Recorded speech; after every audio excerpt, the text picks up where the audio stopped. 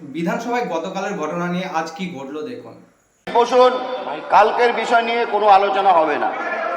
গতকালের বিষয়ে কোনো বিধানসভা ইতিহাসে এরকম ঘটনা খুব কম ঘটেছে। সেই কলঙ্কজন অধ্যায় আর রিপিট করবেন না।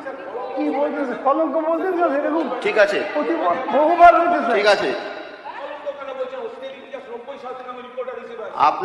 আপনি বসুন, আপনি বসুন। আমি আপনার এই বিষয়ে আর আমি আপনাকে আমি ঠিক বলেছি, কারণ ঘটনা আছে একদম। আমি ধাক্কাধাক্কি করিনি, আমি কোনো ধাক্কাধাক্কি করিনি। আপনি বসুন, আপনি আপনার নিজের জায়গা বসুন। আমি আপনাকে সম্মান করি, আপনি নিজের জায়গা বসুন।